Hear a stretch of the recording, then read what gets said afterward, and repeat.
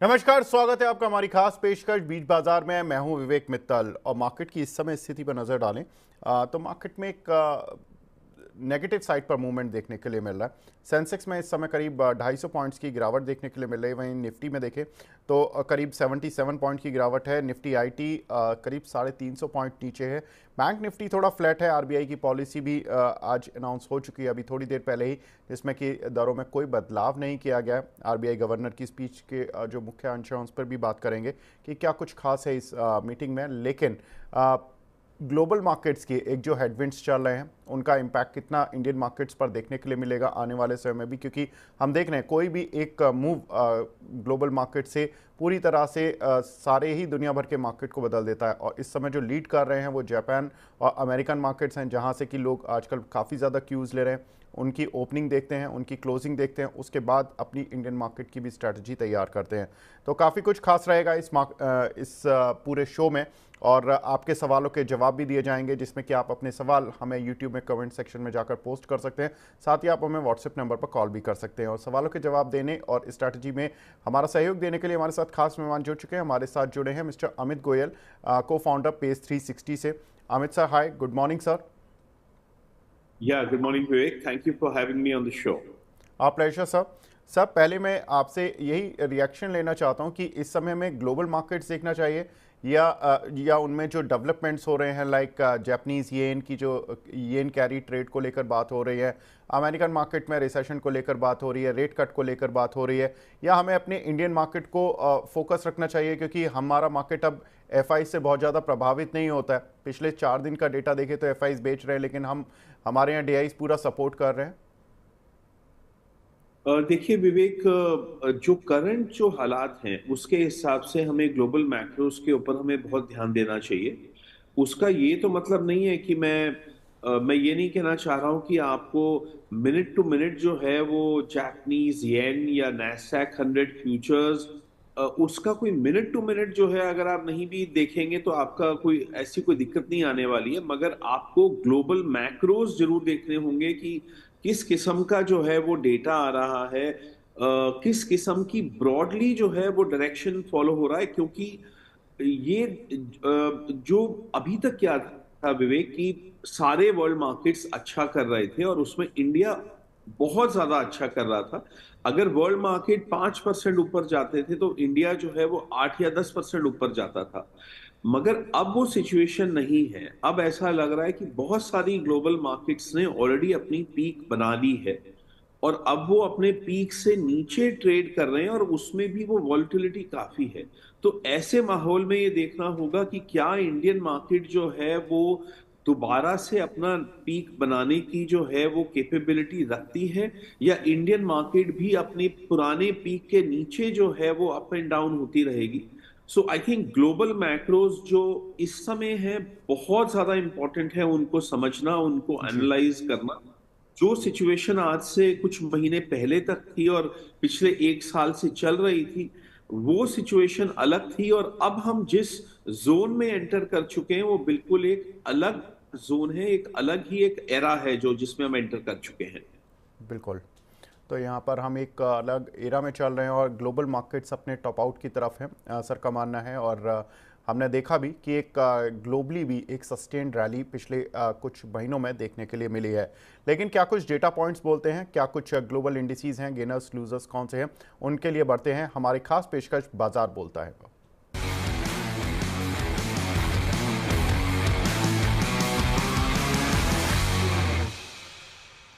बाजार बोलता है किस तरह के F eyes D eyes data है, क्योंकि इंपॉर्टेंट चल रहा है कि डी आईज कितना माल खरीद रहे हैं। और एफ आईज तो लगातार हम पिछले 3-4 ट्रेडिंग सेशन से देख रहे हैं कि वो बेच ही रहे हैं माल। और एक बार देख लेते हैं कल की फिगर क्या रही थी, कितना एफ आईज ने माल बेचा और कितना डी आईज ने माल खरीदा है। तो डी आईज और एफ आईज लगातार लगभग एक ही रेंज में चल रहे हैं।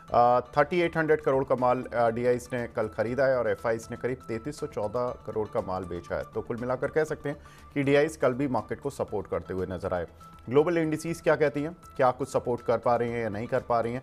तो मॉर्निंग के सेशन में तो आज हमने देखा था कि नहीं कर रही थी, लेकिन अभी एक मिला जुला रुझान देखने के लिए मिल रहा है। यूएस मार्केट में कल थोड़ी प्रॉफिट बुकिंग देखने के लिए मिली, उसका कारण भी जानेंगे कि क्यों थोड़ा सा एक लैकलस्टर सा मूवमेंट रहा यूएस मार्केट में। शंघाई और हैंसेंग यहाँ पर तेजी बनी हुई है। निकाई और कोस्पी यहाँ पर मामूली गिरावट देखने के लिए मिली, करीब आधा % की। साथ ही आज के टॉप गेनर्स और लूजर्स को भी एक बार देख लेते हैं, कौन से काउंटर्स हैं जहाँ पर की मूवमेंट तेज है या ऑन द पॉजिटिव साइड। तो पॉजिटिव साइड पर बासफ यहाँ पर करीब 11% का मूव देखने के लिए मिल रहा है। सिम्फनी में करीब 8% का मूव है। रूट मोबाइल 7% ऊपर है। ITD cementation after good results of Q1 7% का पॉजिटिव साइड पर मूवमेंट इस काउंटर पर देखने के लिए मिल रहा है। लक्ष्मी ऑर्गेनिक यहाँ पर करीब 6% से ज़्यादा की तेजी बनी हुई है। टॉप लूजर्स पे एक बार नज़र डाल लेते हैं, कौन से काउंटर हैं जो कि इस गिरे हुए बाजार में अपनी स्ट्रेंथ नहीं दिखा पा रहे हैं, गिरावट है उन काउंटर पर। तो फ्यूजन माइक्रो यहाँ पर 8% की गिरावट है। गोकुलदास एक्सपोर्ट थोड़ा प्रॉफिट बुक होता हुआ हमने देखा था। बांग्लादेश के इवेंट के बाद सारे ही टेक्सटाइल और एक्सपोर्ट से जुड़े काउंटर्स में तेजी देखने के लिए मिली, आज 7% नीचे। सांगवी मूवर 7% नीचे है। Balaji amines after bad results of Q1 6% नीचे है। विस्तार से बात करेंगे इस काउंटर पर भी। लेमन ट्री यहाँ पर करीब 5% की गिरावट देखने के लिए मिल रही है। तो कुल मिलाकर कह सकते हैं कि mid cap small cap category में एक मिक्स रुझान देखने के लिए मिल रहा है, जहाँ पर कि काउंटर में रिजल्ट्स के भी इम्पैक्ट हैं, कुछ खबरों के भी इम्पैक्ट हैं, जिनका असर हम शेयरों के मूवमेंट पे देख रहे हैं।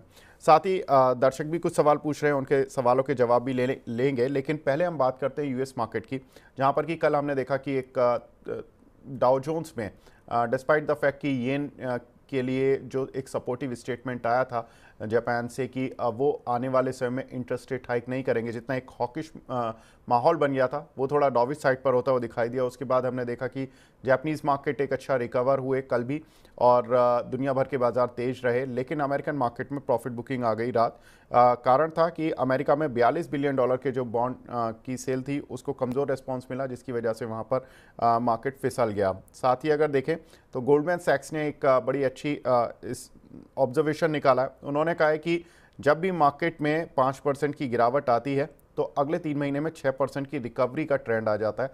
जनरली ऐसा देखा गया है। अमित सर, कितना सही मानते हैं आप इस ऑब्जर्वेशन को?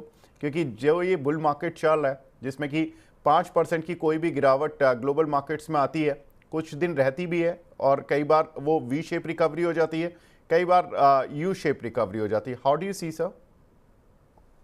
नहीं, देखिए, जो उन्होंने बात कही है वो स्टैटिस्टिकली जो है वो सही रही है पास्ट में। तो मैं ये नहीं कहूंगा कि इसमें कोई तथ्य नहीं है, मगर हर मार्केट का जो सिचुएशन है, हर जो टाइम चल रहा है मार्केट का, वो एक बिल्कुल डिफरेंट टाइम चल रहा है। और मेरा ऐसा मानना है कि जो अभी जो मार्केट जिस जोन में है उसके बहुत कम प्रेसिडेंट्स हैं पूरे वर्ल्ड में, क्योंकि ये रैली जो है बहुत बड़ी जो है ग्लोबली रैली आई है इक्विटीज में।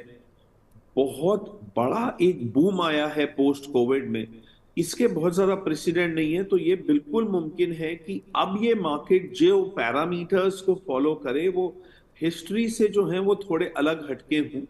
मगर जो गोल्डमैन सैक्स ने जो अपना जो एक स्टैटिस्टिकली जो उन्होंने एक अपना हाइपोथेसिस रखा है, आई थिंक मार्केट ने उस हाइपोथेसिस को पास्ट में सपोर्ट किया है, और हो सकता है इस बार भी उस हाइपोथेसिस को सपोर्ट करे और मार्केट जो है यहाँ से आने वाले समय में बढ़े। इनफैक्ट हम लोग भी मार्केट में इस टाइम ओवरऑल एक बुलिश व्यू रखते हैं, क्योंकि इस करेक्शन के हमें भी ऐसा लग रहा है कि मार्केट में जो है वो probably on the near term basis downside कम है, अपसाइड थोड़ा ज्यादा है। मगर अगर आप लंबी अवधि की बात करेंगे तो वो सिचुएशन एकदम बदल जाती है। But as of now yes, there is a positive trend in the market. Market में जो 3 ही 4 दिनों में जो करेक्शन आई वो बहुत ही ज्यादा ब्रूटल थी, जिसके वजह से लॉट ऑफ स्टॉक जो है वो वीक हैंड से शिफ्ट होके स्ट्रॉन्ग हैंड्स में चले गया है। तो इसलिए मुझे बिल्कुल हैरानी नहीं होगी अगर गोल्डमैन सैक्स की जो एनालिसिस है वो इस बार भी जो है खरा उतरे। बिल्कुल। हाँ, कुछ एक दर्शकों के सवाल भी लेना शुरू कर देते हैं।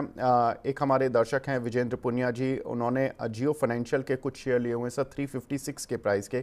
सर जियो फाइनेंशियल पहले माना जा रहा था कि ये एक एनबीएफसी कंपनी के तौर पर काम करेगी, लेकिन बाद में उन्होंने एनबीएफसी को तो अपना अलग कर दिया कि उस पर फोकस ही नहीं किया। वो अपनी एक होल्डिंग और इन्वेस्टमेंट कंपनी के तौर पर चल रहे हैं। एक लॉन्ग टर्म विजन के साथ जियो फाइनेंशियल ठीक लगता है क्या आपको? देखिए विवेक, मेरा ऐसा मानना है कि ये एक I think it's a somewhat of a risky bat, क्योंकि ये जरूरी नहीं है कि वो जो उनका फाइनेंशियल सर्विसेज और वो सारा जो उनका जो बिजनेस है, वो उसको जो है वो उसमें उनको बहुत ज्यादा कामयाबी मिले। आई हम्म। एग्री कि ग्लोबली ऐसे प्रेसिडेंट्स हैं, फॉर एग्जांपल टेंसेंट ने जो है वो इसमें बहुत अमेजिंग काम किया है। कई चाइनीज कंपनीज ने यहाँ पे बहुत सक्सेस हासिल किया है पिछले 10 साल में। मगर इंडियन मार्केट बहुत ज्यादा डिफरेंट मार्केट है। इंडिया की जो जो फाइनेंशियल लैंडस्केप है वो बहुत ज्यादा डिफरेंट है। तो इसलिए मुझे लगता है कि यहाँ पे उनको कितनी कामयाबी मिलेगी इसके बारे में कुछ सवाल हैं, जिनका कि जवाब आने वाले टाइम में मिलेगा। मगर जो ओवरऑल जो है यहाँ पे रिस्क रिटर्न मुझे बहुत ज्यादा फेवरेबल नहीं लगता है, क्योंकि अगर उनको वो कामयाबी मिलती है तो आई एग्री कि वो स्टॉक यहाँ से बहुत अच्छा करेगा, मगर उसकी प्रोबेबिलिटी जो है मुझे लगता है कि शायद कहीं ना कहीं 20 या 25% से ज्यादा नहीं है। और एक काफी बड़ी प्रोबेबिलिटी है कि उनको उतना सक्सेस ना मिल पाए जितना कि ऑप्टिमिस्ट जो है वो सोच रहे हैं। और उस केस में ये स्टॉक जो है वो लैकलस्टर ट्रेड करता रहेगा, और हो सकता है कि ये वापस 350 का रेट आने में भी जो है आपको समय लग जाए। तो मेरा ओके। ऐसा मानना है, मार्केट में बहुत सारे स्टॉक्स हैं, सेक्टर्स हैं जो कि बहुत अच्छा कर रहे हैं, वैल्यूएशंस भी जिनकी रीजनेबल हैं, और जहां पे प्रोस्पेक्ट जो है ज्यादा डिफाइंड है, प्रोबेबिलिटी ज्यादा अच्छी है कि वो आने वाले समय में जो है वहां पे ज्यादा बेहतर करेंगे। यहाँ पे एक रिस्क एलिमेंट ज्यादा है, जिसके वजह से हो सकता है कि स्टॉक एक रेंज में रह जाए या डाउनसाइड ओपन अप हो जाए। तो मैं ये मान के चलता हूं कि मैं अभी तो उनको बेचने की सलाह नहीं दूंगा, मगर अगर ये स्टॉक से थोड़ा भी रिकवर करता है बीच में और उनको कॉस्ट के आसपास मिलता है, तो मैं स्विचिंग जरूर मैं रेकमेंड करूंगा कि वो इसमें से निकल के कुछ और जो है वो स्टॉक्स की तरफ अपना रुझान रखें।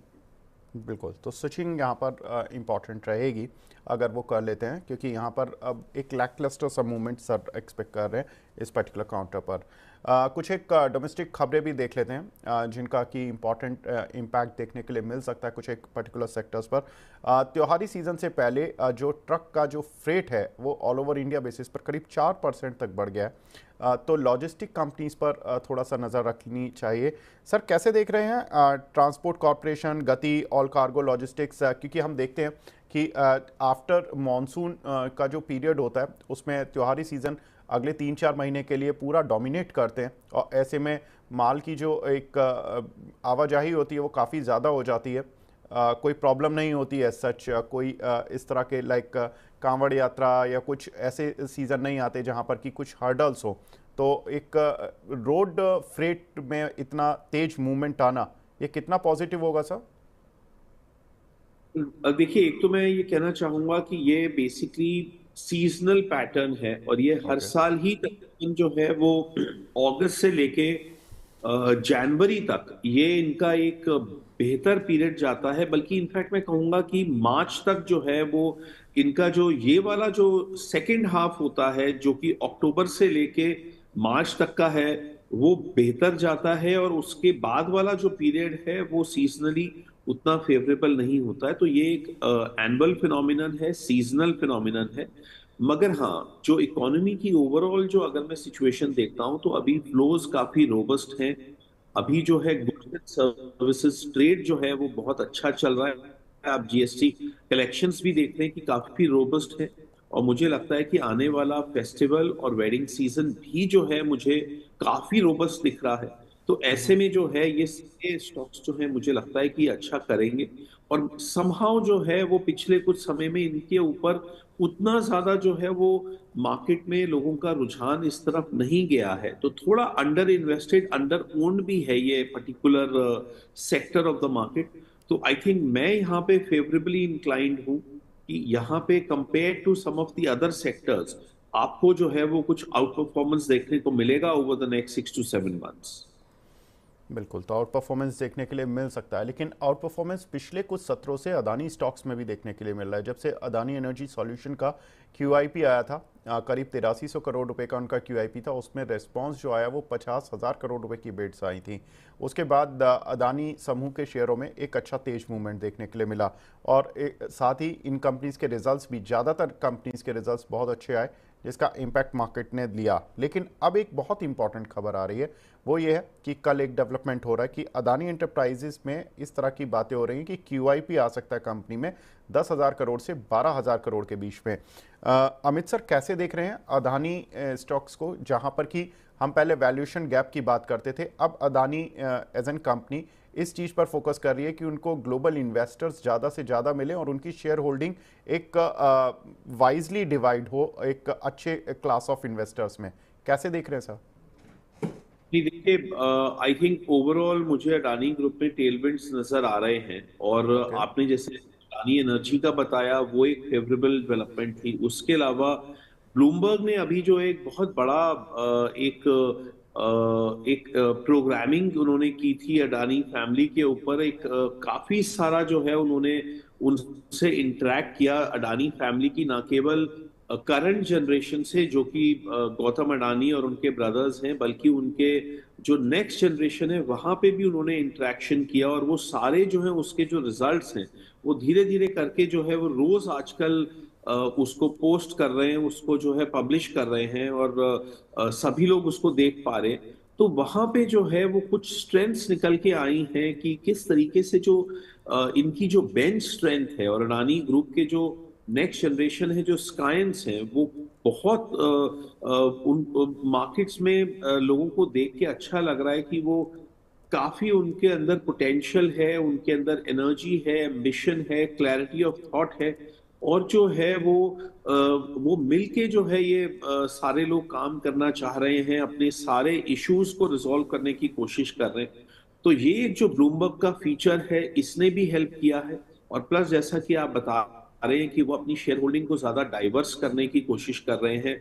और थोड़ी सी जो है वो जो एक पहले जो एक परसेप्शन था कि भाई Adani group between its promoters and it's associates, वो बहुत ज्यादा बड़ा पोर्शन ऑफ इक्विटी होल्ड कर रहे हैं, और बाकी जो हैं वो जो एफआईआईज और डीआईआईज हैं उनका बहुत ज्यादा इंटरेस्ट उनके स्टॉक्स में नहीं है। वो चीज अब चेंज हो रही है, और ये जो जितने भी क्यूआईपीज आ रहे हैं उससे फर्दर जो है डीआईआईज की और इवन एफआईआईज की स्टेक बढ़ेगी।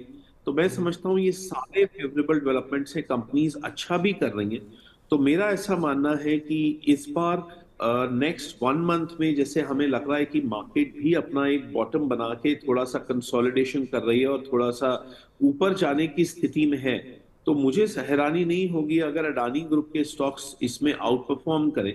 तो मैं समझता हूं कि अभी एटलीस्ट जो है आप मान के चलिए कि 8 to 10% का अपसाइड पोटेंशियल अगले एक महीने में आपको अडानी ग्रुप के स्टॉक्स में देखने को मिल सकता है। जी, तो अदानी स्टॉक्स पर सर भी पॉजिटिव हैं, और जिस तरह के डेवलपमेंट हो रहे हैं और प्रमोटर को लेकर, सक्सेशन प्लान्स को लेकर, वो बड़ा इंपॉर्टेंट होता है किसी भी कंपनी में, और इस तरह की बातें हो रही हैं वहाँ पर। एक हमारे साथ दर्शक भी जुड़े हैं मुंबई से, आसिफ जी हैं। सर गुड मॉर्निंग, पूछिए अपना सवाल प्लीज़। गुड मॉर्निंग सर, मेरा नाम आशीष दुबे मुंबई से बोल रहा हूँ सर। जी सर, मुझे गुड मॉर्निंग जी। वारे रेन्यूबल के बारे में सर जानकारी चाहिए था। 70 शेयर हमारे पास। ओके, मैं पूछ लेता हूँ सर, कितना टाइम दे सकते हैं आप इसको? कम से कम 1 साल सर, 1 साल से 1.5 साल दे सकते हैं। ठीक है, पूछ लेते हैं। वारी रिन्यूएबल सर, इस काउंटर को आप ट्रैक करते हैं, इन्होंने 1712 रुपए के लिए हुए हैं। जी, देखिए, मैं इस काउंटर को स्पेसिफिकली तो ट्रैक नहीं करता हूं, मगर ये जो ओवरऑल ये जो स्पेस है, ये मुझे लगता है कि रिन्यूएबल की जो पूरी की पूरी स्पेस है, ये अभी अच्छा करने वाली है। और आपको मालूम है कि इवन यूएस में अब इस टाइम जो डेमोक्रेट्स हैं उनके चांसेस हैं पावर में आने के।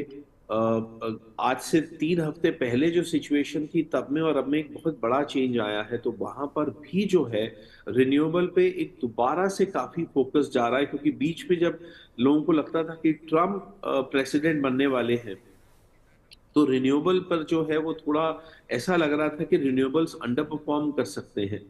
और ये ट्रेंड्स जो अक्सर यूएस से निकलते हैं वो बाकी पूरे वर्ल्ड पे भी एप्लीकेबल होते हैं। तो एक तो ग्लोबली जो है वो टेलविंड्स मुझे नजर आ रहे हैं रिन्यूएबल्स के लिए। उसके अलावा इवन इंडिया में भी जो है वो रिन्यूएबल्स पे दोबारा से जो है वो काफी अच्छा फोकस हो रहा है। और बहुत सारे रिन्यूएबल के जो जो स्टॉक कैटेगरीज थी उन्होंने बीच में करेक्शन लेने के बाद अब उनका ट्रेंड दोबारा अच्छा लग रहा है। तो ओवरऑल मैं ये कह सकता हूं कि ये जो कैटेगरी है ये आने वाले समय में अच्छा करने वाली है, मगर स्पेसिफिकली वारी रिन्यूएबल पे जो है वो मेरी कोई विशेष टिप्पणी नहीं होगी, क्योंकि with in the renewable space हम इसको बहुत ज्यादा एक्टिवली ट्रैक नहीं करते। जी, कोई प्रॉब्लम नहीं है सर। कुछ एक खबरों पर भी नज़र डाल लेते हैं। मूडीज़ ने टाटा मोटर की रेटिंग BA3 से बढ़ाकर BA1 कर दी है, यानी कि 2 नॉच का रेटिंग में इजाफा किया है। सर, टाटा मोटर्स पर कुछ एक ब्रोकरेज हाउसेस की रिपोर्ट्स भी ऑन द पॉजिटिव साइड देखने के लिए मिल रही हैं। आप कैसे देख रहे हैं सर टाटा मोटर्स को? देखिए, टाटा मोटर्स जो है मुझे ऐसा लगता है कि थोड़ा यहाँ पे साइडवेज मुझे होने के ज्यादा चांसेस लग रहे हैं, बजाय कि कोई बहुत बड़ा इसमें अपस्विंग आए। और उसकी उसकी वजह ये है कि टाटा मोटर्स का एक बहुत बड़ा रेवेन्यू जेएलआर से जो है वो आता है, कंसोलिडेटेड रेवेन्यू। और जेएलआर है वो अल्ट्रा प्रीमियम स्पेस में है ऑटोमोबाइल्स में। और वहां पर हम लोग जो है ग्लोबली एक स्लो डाउन देख रहे हैं, क्योंकि जेएलआर की जो सबसे बड़ी मार्केट है वो यूएस है। और उसके बाद जो है वो यूके और वेस्टर्न यूरोप है। और फिर ऑफ कोर्स चाइना एक बड़ी मार्केट है। इंडिया भी एक उनके लिए एक धीरे धीरे एक अच्छी मार्केट बन गई है। मगर क्योंकि टाटा मोटर्स जेएलआर पे बहुत ज्यादा निर्भर है और वहां पे ग्लोबल ऑटोमोबाइल स्पेस में कुछ सॉफ्टनेस देखने को मिल रही है, और पर्टिकुलरली जो प्रीमियम सेगमेंट है वहां पे आने वाले समय में कुछ सॉफ्टनेस होने की आशंका है। तो मुझे लगता है कि टाटा मोटर्स फंडामेंटली शायद उतना अच्छा ना कर पाए जितना उसने पिछले 3-4 तिमाही में किया था। जब एक तरीके से देवर फायरिंग ऑन ऑल सिलेंडर्स। एक तो इंडिया में कमर्शियल व्हीकल स्पेस जो है वहां पर भी थोड़ा सा जो है वो इश्यूज हैं। दूसरा, जेएलआर की मार्केट थोड़ा सा सॉफ्ट होने की आशंका है आने वाले कुछ क्वार्टर्स में। और तीसरा, जो इलेक्ट्रिक व्हीकल्स का जो सेगमेंट है जिसमें टाटा मोटर्स इंडिया में लीडर है, वहां पे भी जो है कई लोग रीथिंक कर रहे हैं कि क्या उनको अपनी गाड़ी जो है वो क्या उनको इलेक्ट्रिक व्हीकल खरीदनी है या नॉर्मल फ्यूल कंबशन खरीदना है। तो जो इलेक्ट्रिक व्हीकल्स का जो मोमेंटम है वो ग्लोबली भी और इंडिया में भी थोड़ा स्लो डाउन किया है। इन सब चीजों को देखते हुए मुझे लगता है कि टाटा मोटर्स यहाँ पे एट बेस्ट जो है वो साइडवेज रहेगा। हम लोग टाटा मोटर्स पे बहुत ज्यादा बुलिश नहीं है, मगर आई एग्री विद यू कि कुछ ब्रोकरेज रिपोर्ट्स आई थी पिछले 2 हफ्तों में जो कि फेवरेबल थी। और अब मूडीज ने जो है वो अपग्रेड किया है, तो उसकी टेलविंड्स जरूर ये स्टॉक एंजॉय कर रहा है। बट आई वुड से कि this is a sell on every rise. और यहाँ पे कोई बहुत बड़ा मुझे जो है वो एप्रिसिएशन के चांसेस मुझे नहीं दिखते हैं। जी, साथ ही अभी थोड़ी देर पहले ही आरबीआई गवर्नर ने पॉलिसी अनाउंसमेंट्स की, उस पर भी एक बार नज़र डाल लेते हैं कि क्या कुछ इंपॉर्टेंट स्टेटमेंट थे आरबीआई गवर्नर के। तो उसमें एक तो दरों में बदलाव नहीं, लगातार कई क्वार्टर से हम एक ही ब्याज दर देख रहे हैं, वो है 6.5% on the repo rate side, और एमएसएफ विंडो पर जो रेट चलता है वो 6.75 पर बना हुआ है। साथ ही जो आरबीआई गवर्नर ने कुछ एक स्टेटमेंट कहे हैं, उसमें इंपॉर्टेंट है कि बेहतर जीडीपी ग्रोथ के लिए महंगाई पर नियंत्रण करना जरूरी है। तो ये अभी भी जो आरबीआई का फोकस एरिया है वो इन्फ्लेशन पर ही है। साथ ही उन्होंने कहा कि मानसून में जो एक रिकवरी है उसका फ़ायदा एग्री ग्रोथ को मिलेगा। तो ये एक अच्छी बात इंडियन मार्केट के लिए। और एक जो इम्पॉर्टेंट बात उन्होंने कही कि हाउस होल्ड स्पेंडिंग बढ़ने के संकेत मिल रहे हैं। अर्बन से तो अभी तक मिल ही रहे थे, अब थोड़ा सा हो सकता है कि रूरल से भी मिलते हुए दिखाई दें। और FY25 की जो जीडीपी ग्रोथ है वो उन्होंने 7.2% पर रहने का अनुमान जताया। अमित सर, सारे ही स्टेटमेंट में आपको सबसे अच्छा स्टेटमेंट कौन सा ऐसा लगा जो कि मार्केट में फ्यूल दे सकता है? I think definitely rural consumption के बारे में जो उन्होंने कहा है वो मार्केट के लिए जो है वो एक फेवरेबल उनका एक स्टेटमेंट है, क्योंकि आप जानते हैं कि जो कंज्यूमर रिलेटेड जो स्ट्रेस था, चाहे वो रूरल का था और चाहे वो अर्बन कंज्यूमर में भी जो है स्ट्रेस था, वो एक बहुत बड़ा फैक्टर था जिसके वजह से हमारी बहुत सारी जो कंपनीज हैं जो एफएमसीजी स्पेस में या इवन कंज्यूमर ड्यूरेबल स्पेस में, वो वहां पे जो है वो सफर कर रहे थे। तो अगर आने वाले टाइम में अगर रूरल स्ट्रेस कम होता है, और आप जानते ही हैं कि मॉनसून का ओवरऑल डिस्ट्रीब्यूशन अच्छा चल रहा है, आने वाले समय में जो खरीफ क्रॉप की जो फसल है वो बेहतर होती नजर आ रही है, गवर्नमेंट जी। भी जो है वो एमएसपीज को लिबरली जो है वो आने वाले समय में सपोर्ट करेगी या उनको हाइक करेगी ग्रेजुअली, जिससे कि जो विलेजेस हैं वहां पे जो एग्रो स्पेस है, फार्मर कम्युनिटी है, वहां पे थोड़ा सा जो है वो पैसा और जाए। तो ये सब डेफिनेटली एक अच्छा ट्रेंड है, और आरबीआई ने भी इसके विषय में एक स्टेटमेंट दिए। मुझे लगता है कि out of all the statements ये सबसे ज्यादा एक इम्पॉर्टेंट बात है। बाकी ऑफ कोर्स जो भी उन्होंने कहा है वो मोर और लेस एक्सपेक्टेड लाइंस पे ही है, तो मुझे उसमें कहीं पे भी कोई सरप्राइज एलिमेंट मुझे नहीं मुझे लग रहा है। सर, तो रूरल कंजम्पशन थीम अगर रिकवर होती है या ये पेस पकड़ती है, तो कौन से ऐसे काउंटर्स होंगे जहां पर की नज़र रखनी चाहिए on the positive side? I think FMCG जहाँ पे वो जो एक किस्म से आप जो है वो लोअर ब्रांड से आप हायर ब्रांड्स पे अपग्रेडेशन की स्टोरी है, फिर कंज्यूमर ड्यूरेबल्स है, देन फार्म इक्विपमेंट है, और टू व्हीलर स्पेस है। आई थिंक इस स्पेस में जो है देयर विल बी विनर्स अगर रूरल स्ट्रेस अगर जो है वो कम होता है, और अगर फार्मर्स और रूरल एरियाज में अगर इनकम्स बढ़ती हैं, तो हमें यहाँ पर देखने की जरूरत है कि कौन सी कंपनी उसको बेहतर कैपिटलाइज करने की पोजीशन में है। आपको ज्योग्राफिकली देखना होगा कि ज्योग्राफिकली कौन से एरियाज में जो है वो रूरल इकोनॉमी ज्यादा अच्छा कर रही है, और उन एरियाज में जो है वो कौन सी कंपनीज का ज्यादा बड़ा पोर्टे है। तो आई थिंक उसमें एक पूरा हमें एक एनालिसिस करना होगा, but broadly speaking in industries में, इन सेक्टर्स में आपको जो है वो कुछ विनर्स देखने को मिलेंगे if the rural stress actually goes down, और जिसकी की पूरी संभावना इस टाइम दिख रही है।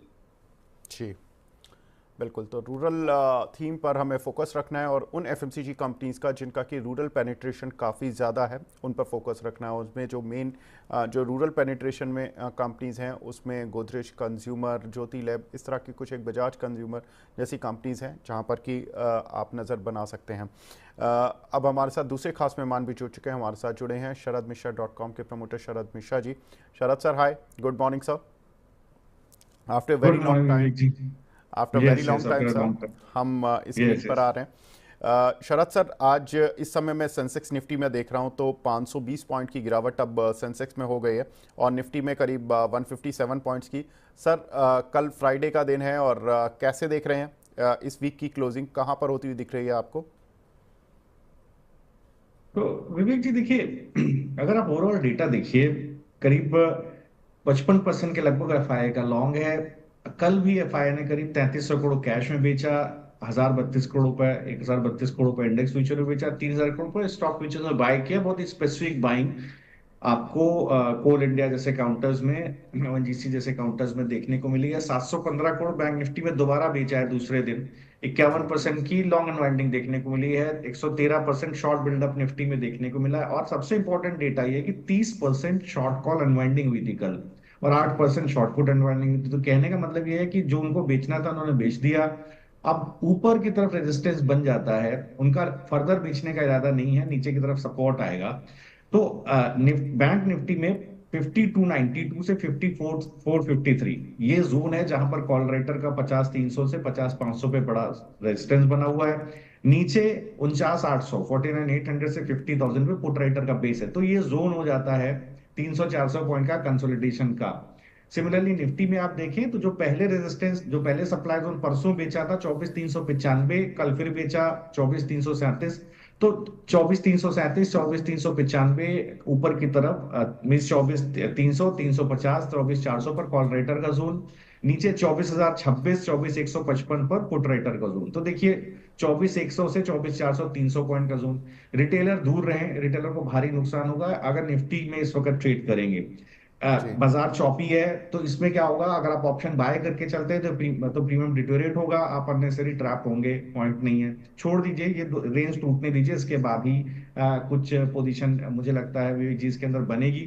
अगर आप आरबीआई पॉलिसी भी देखें, देखिए जी जिस दिन से यूएस फेड ने बोला कि साहब ऐसा है कि मैं तो 2% के नीचे इन्फ्लेशन के बाद ही ऐड करने वाला हूं, तो बाजार में वैसे भी आप देखिए डबल वैमी हो गया। वैसे भी आप एक्सिस बैंक के रिजल्ट देखिए तो 90% पे क्रेडिट टू डिपॉजिट रेशियो खड़ा हुआ है, और आईसीआईसीआई बैंक में भी देखिए 17.5% का हमें डिपॉजिट ग्रोथ देखने को वाई वाई बेसिस पे मिला, इससे बाजार खुश नहीं था। तो बैंक निफ्टी सारा वेट डाल रहा है निफ्टी के ऊपर, और बैंक निफ्टी आज आरबीआई पॉलिसी से भी खुश नहीं होगा, क्योंकि आप देखें तो एमएसएफ में कोई चेंज नहीं हुआ जी है, बिल्कुल। माइनस स्टैंडिंग फैसिलिटी में कोई चेंज नहीं हुआ है, ठीक है। अगर आप स्टैंडिंग डिपॉजिट रेट में देखें वहां पर कोई चेंज नहीं हुआ, तो आरबीआई कह रहा है ठीक है साहब, स्प्रे एंड प्रे, अभी चलने दीजिए, मेरे ऊपर सबसे बड़ा प्रेशर है फूड इन्फ्लेशन का, जब तक वो नहीं जाएगा। और देखिए इस क्वार्टर का, फर्स्ट क्वार्टर की बिल्कुल जीडीपी ग्रोथ डाउनग्रेड हो गई है, आने वाले क्वार्टर में उसको ऐड कर दिया गया है, तो ये थोड़ा सा ऑप्टिमिस्टिक को पसंद नहीं करेगा। मुझे लगता है यहाँ पर एक रेंज बाउंड ही ट्रेड रहेगा जब तक कोई यूएस फेड से या आरबीआई से कोई पॉजिटिव इंटरेस्ट रेट कट को लेकर के मूव नहीं आता। बैंक निफ्टी में बैंक में जबरदस्त प्रेशर है। बिल्कुल। तो यहाँ पर कोई बहुत ज़्यादा मूवमेंट इस समय इस वीक में उम्मीद करने की ज़रूरत नहीं है। अमित सर आप हमारे साथ जुड़े, सर बहुत बहुत शुक्रिया हमसे जुड़ने के लिए, अपना प्रीशियस टाइम देने के लिए। तो यहाँ पर मार्केट पर तो चर्चा हो गई है कि इंडेक्स कहाँ जाने वाला है और मैक्रो इंडिकेटर्स और माइक्रो इंडिकेटर्स किस तरह से ट्रेड कर रहे हैं, लेकिन बढ़ते हैं अब हमारी खास पेशकश नतीजों पर फोकस पर।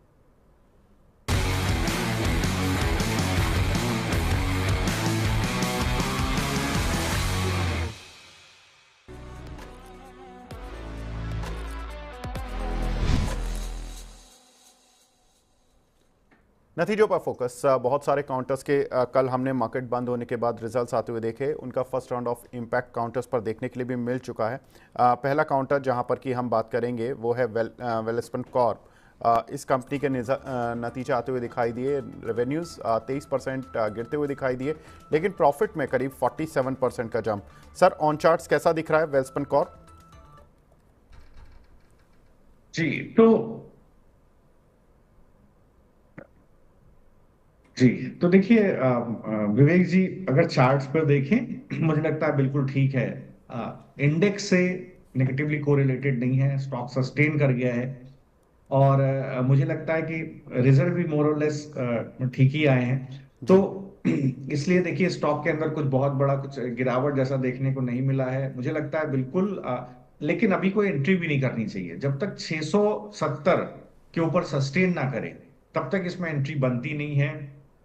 मुझे लगता है 670 के ऊपर सस्टेन कर जाए तब खरीदिए। मुझे लगता है उसके बाद आपको 30 रुपए ऊपर का अपसाइड सीधे सीधे मिलता है, 5% का, 700 रुपए तक, और वो ब्रेकआउट होता है तो 725 730 तक भी आपको देखने को मिलेगा, मूव देखने को मिलेगा। लेकिन 630 के पास अगर आप एंट्री करें तो 630 के पास तक का बाय ऑन डिप्स कर सकते हैं। 630 के नीचे खिसक जाए पोजीशन काटिएगा। एक कंसोलिडेशन जोन है, जनरली इसको एक फ्लैग पैटर्न कहते हैं, इसका ब्रेकआउट आता है तो लंबा मूव आता है, लंबे समय में देखेंगे तो 100-150 रुपए का मूव बनेगा, साल भर का व्यू रखिए। जी। दूसरा काउंटर सर अपोलो टायर्स, इसके नतीजे आए कल, नतीजे खराब थे। रेवेन्यूज़ में जरूर 1.5% का इजाफा देखने के लिए मिला, लेकिन प्रॉफिट में करीब 24% की गिरावट देखने के लिए मिली। स्ट्रीट की एक्सपेक्टेशन करीब 390 से 95 करोड़ के प्रॉफिट की थी और 302 करोड़ का ही प्रॉफिट कंपनी दिखा पाई। तो एक टॉप आउट वाली सिचुएशन टायर कंपनीज में चल रही है। हमने ज़्यादातर टायर कंपनीज के नतीजों में इसी तरह का रुझान बनते हुए देखा, और काउंटर में पिछले 5 दिन में करीब 7.5% की गिरावट भी देखने के लिए मिल चुकी है। अपोलो टायर्स को कैसे ट्रेड करें सर? जी तो देखिए यहाँ पर मैं डिस्क्लोजर देना चाहूंगा, एक शॉर्ट ट्रेड क्लाइंट्स को दिया गया था। मुझे लगता है कि जो शॉर्ट ट्रेड था उसका 502 का टारगेट है स्पॉट का, फ्यूचर्स में अलग से दिया गया था, तो 502 इसका एक बेस है।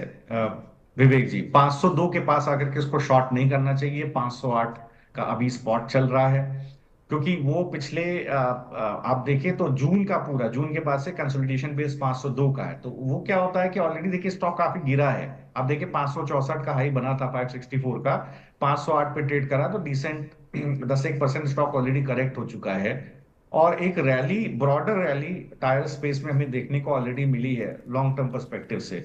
तो मुझे लगता है 502 के पास सेटल होने दीजिए, उसके नीचे टूटने लग जाए तब आप शॉर्ट कीजिए। 480 का टारगेट खुलेगा, लेकिन मुझे थोड़ी कम उम्मीद है कि 502 के नीचे गिरेगा। रिजल्ट डिस्काउंट हो रहे हैं स्टॉक प्राइस में। जी, चलिए एक दर्शक हैं हमारे साथ, उमेश जी, काफ़ी देर से इंतजार कर रहे हैं। Umesh ji, good morning sir, बहुत बहुत धन्यवाद हमसे जुड़ने के लिए। आई एम सॉरी कि मैं आपका सवाल थोड़ा लेट ले रहा हूँ। सर पूछिए अपना सवाल। नमस्कार जी। हाँ, मैं बहुत दिनों से कोशिश कर रहा था, आपका बहुत अच्छा प्रोग्राम है। Thank you sir. और मुझे भी 2-3 महीने से पता लगा, मेरे पास है SBI कार्ड के शेयर है 1100 रुपए के लगभग के, 3 साल हो गए करीब इनको। जी, तो इसमें क्या करना चाहिए? बिल्कुल हम समझ सकते हैं सर, काफ़ी समय से ये काउंटर चला ही नहीं है और चलता ही नहीं है, बिल्कुल बहुत सुस्त काउंटर है। पूरा मार्केट चल गया लेकिन ये काउंटर नहीं चला है। नहीं चल रहा है शरद सर, ये पेन तो बहुत हैवी होता है कि जब आप मार्केट गिरा हुआ होता है ना 3 साल और आपका शेयर नहीं चलता है तो पेन नहीं होता है, लेकिन जब आप हर शेयर को चलते हुए देखते हैं और एक SBI कार्ड जैसी कंपनी का शेयर चलता नहीं, वो भी 3 साल, 3 महीने 6 महीने समझ आता है, लेकिन 3 साल नहीं चलता सर, प्रॉब्लम है, क्या करें? देखिए साहब, मैं आपको हमेशा विवेक जी एक बात कहता हूँ, दर्शकों को कई बार पसंद भी नहीं आती है, but I repeat it at the cost of repeating myself. See देखिए सर, क्या है कि जो स्टॉक्स परफॉर्म नहीं कर रहे हैं, अगर कंपनी का परफॉर्मेंस देखें Q1 का भी, तो new account 12% quarter on quarter, 18% साल दर साल गिरते हुए दिखाई दिए। स्पेंड्स आप देखें तो 3% क्वार्टर ऑन क्वार्टर में गिरावट दिखी है, 10% पैट में क्वार्टर ऑन क्वार्टर गिरावट दिखी है। Income 227 basis point quarter on quarter गिरती हुई दिखाई दी है। सर देखिए, बिजनेस अगर खराब हो जाए किसी कंपनी का, हमने बिजनेस जुबिलेंट फूडवर्क्स का खराब होते हुए देखा विवेक जी, जिसने बिल्कुल 200 रुपए से 3000 तक का मूव दिया था। ठीक है, one of the best wealth builder रहा। जहां पर कॉम्पिटिटिव एडवांटेज जाए, जहां मार्केट सपोर्ट ना करे, वहां बिल्कुल एफिनिटी ना रखे सर, स्टॉक से निकल जाएं।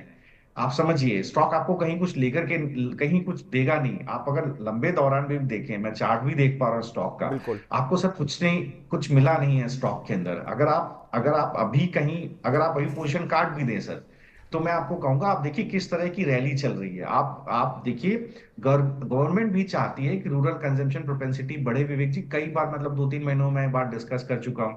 आप देखिए किस तरह के मूव केमिकल बिल्कुल सेक्टर में आए हैं। आप दीपक फर्टिलाइजर देखिए, कोरोमंडल देखिए, आरती देखिए, PI इंडस्ट्री देखिए, अभी मैंने दिया है PI इंडस्ट्री को, चंबल फर्टिलाइजर देखिए।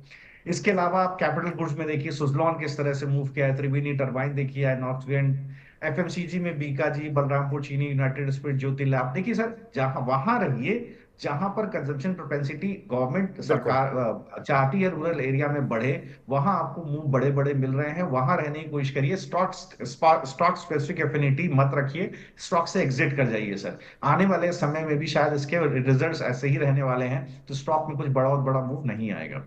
बिल्कुल। तो सर आप स्टॉक से एग्जिट कर लें, शरद सर की राय है, और अच्छे कुछ स्टॉक्स रिप्लेसमेंट के तौर पे हम शरद सर से ही पूछ लेंगे at the end of the programming. Sharad sir, अब मैं थोड़ा सा, चूंकि बहुत सारे दर्शकों के सवाल एक्यूमुलेट हो गए हैं, तो मैं रैपिड फायर वाली स्थिति में आऊँगा, साथ ही नतीजों की थीम को भी हमें पूरा करना है। तो नतीजों में सर तीसरा काउंटर है अबाउट इंडिया। यहाँ पर रेवेन्यूज़ में करीब 5.5% का जंप, प्रॉफिट में 13% का जंप देखने के लिए मिला है। कैसे ट्रेड करना चाहिए सर इस काउंटर को? देखिए सर, फार्मा की तो बल्ले बल्ले विपुल जी, मुझे नहीं लगता कि रिटेल का पार्टिसिपेशन आया। जिस तरह के फार्मा में मूव्स आए हैं जबरदस्त, मतलब मैमथ रिटर्न्स गिरे हैं पिछले 4-5 महीने में। बिल्कुल बने रहिए सर, ये स्टॉक अपना ऑल टाइम हाई ब्रेकआउट दे रहा है। फरवरी 24 का 29,200 के आसपास का हाई है, तोड़ेगा सर तो ये सीधे सीधे 3100 रुपए तक जाएगा। बिल्कुल बने रहिए। NHPC सर, हमारे काफ़ी दर्शक सवाल भी पूछ रहे हैं कि रिजल्ट्स भी आ गए अब तो और काउंटर में कुछ मूवमेंट नहीं आ रहा है। रेवेन्यूज में 2.5% की गिरावट देखने के लिए मिली, लेकिन प्रॉफिट में विवेक जी, नाम स्टॉक का, अच्छा NHPC जी सर NHPC सर, प्रॉफिट में 1% का जंप, लेकिन अच्छी बात यह थी कि प्रॉफिट की एक्सपेक्टेशन डिक्लाइन होने की ही थी।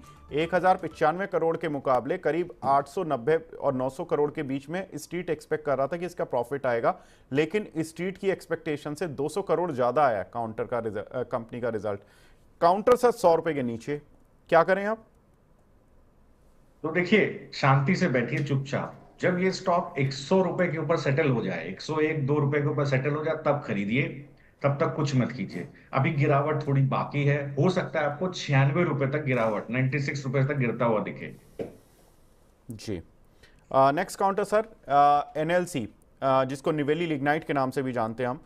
रेवेन्यूज कंपनी के 2% बढ़े, प्रॉफिट 37% बढ़े हैं, उम्मीद से ज़्यादा कंपनी ने प्रॉफिट दर्ज कराया। कंपनी के जो प्रॉफिट का एस्टीमेट था करीब 470 से 500 करोड़ की रेंज में था स्ट्रीट का, उसको बीट किया, अच्छे से बीट किया। कैसे देखें सर काउंटर को? जी, तो देखिए, कंसोलिडेट हो रहा है स्टॉक। मुझे लगता है अभी ऑलरेडी बॉटम आउट हो चुका है। यहाँ पर 274 के 263 का भाव है। आप इन्वेस्टमेंट पर्सपेक्टिव से या ट्रेडिंग पर्सपेक्टिव से 274 का एक ट्रिगर लगाइए। 274 के ऊपर सेटल कर जाए, बिल्कुल खरीदिए। दोबारा आपको 300 के भाव दिखेंगे। जब तक 274 के ऊपर ना जाए, बिल्कुल मत खरीदेगा। हो सकता है किसी गिरावट में आपको 245 रुपए तक भी गिरता हुआ दिखे। जी। अरुण मांझी जी का सवाल काफ़ी समय से है बीपीसीएल पर। सर, इन्होंने कुछ शेयर लिए हुए हैं 344 के। बीपीसीएल के रिजल्ट्स तो हमने देखा था कि बहुत ज़्यादा इंक्रीजिंग नहीं आए थे। क्या करें सर? इनका इरकॉन पर भी सवाल है, पहले मैं बीपीसीएल पर ले लेता हूं। जी जी, तो देखिए, बीपीसीएल में गिरावट है।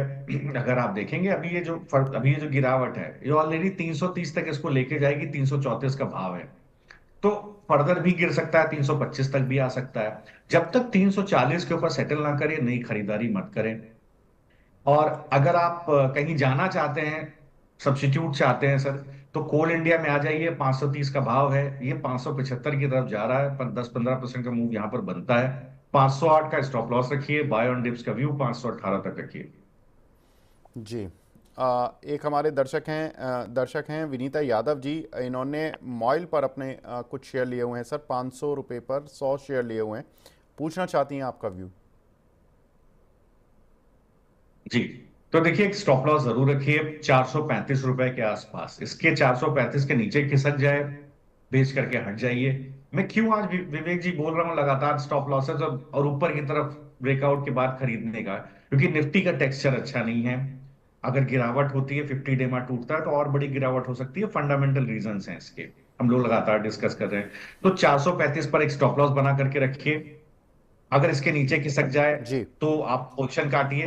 इसमें बुलिशनेस तभी आएगी मैडम, जब 480 के ऊपर चलना शुरू होगा। जी, अच्छी बात है। काफ़ी जो हमारी दर्शक हैं वो महिला दर्शक भी जुड़ रही हैं और इन्वेस्ट कर रही हैं। इंटरेस्टिंग। बबीता जी का सवाल काफ़ी देर से वो पोस्ट कर रही हैं शिपिंग कॉर्पोरेशन पर। सर, 285 के उन्होंने लिए हुए हैं और मजगांव डॉक के उन्होंने 5660 रुपये पर कुछ शेयर लिए हुए हैं। क्या करना चाहिए? दोनों ही नीचे हैं सर। जी, तो देखिए, अगर आप शिपिंग कॉर्पोरेशन में देखें, बिल्कुल एक ब्रेकडाउन है। ये गिरावट देखिए, ये शिपिंग कॉर्पोरेशन ट्रेडिंग स्टॉक नहीं है। जब कभी मैं आता हूं, मैं हमेशा जिक्र करता हूं, 260 का है, 4-5 साल होल्ड करेंगे तो 2000 का भी हो सकता है। तो यहाँ पर शिपिंग कॉर्पोरेशन और गार्डन रीच, विवेक जी कई बार मैं दो स्टॉक डिस्कस कर चुका हूं जो मल्टी बैगर होने की हैसियत रखते हैं। ट्रेडिंग पर्सपेक्टिव से आप जा रहे हैं, तो जहां पर अभी ट्रेड कर रहा है 250, वहीं पर बेस है। 250 के नीचे खिसक जाए, स्टॉप लॉस लगा के एग्जिट हो जाए। बड़ा मूव कब आएगा? जब 275 के ऊपर चलना शुरू होगा। 275 के ऊपर चलना शुरू होगा, बिल्कुल होल्ड कीजिएगा। आपको 330 340 तक दोबारा लेकर के जाएगा। मजगांव डॉक में देखिए, एक बार स्ट्रेंथ बनना शुरू हुआ है। बेस है 4570, तो 4550 पर स्टॉप लॉस रख लीजिए। उसके नीचे खिसक जाए, एग्जिट हो जाइए। मुझे लगता है यह दोबारा धीरे धीरे करके 5500 रुपए तक के भाव पे पहुंच जाएगा। बिल्कुल, तो 5500 के भाव तक पहुंच जाएगा। दर्शकों के सवाल लेते रहेंगे, लेकिन नतीजों के पर जो फोकस है उसको यहां पर विराम देते हैं। बढ़ते हैं अगली पेशकश की ओर।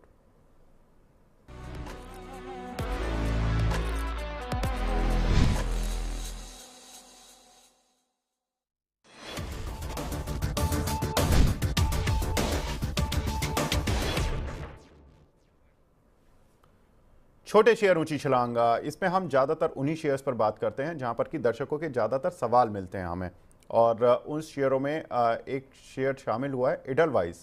इस काउंटर पर सर कल से मूव बनना शुरू हुआ, आज के कमज़ोर मार्केट में भी ये काउंटर स्ट्रेंथ दिखाने की कोशिश कर रहा है, कैसे देखें इस काउंटर को?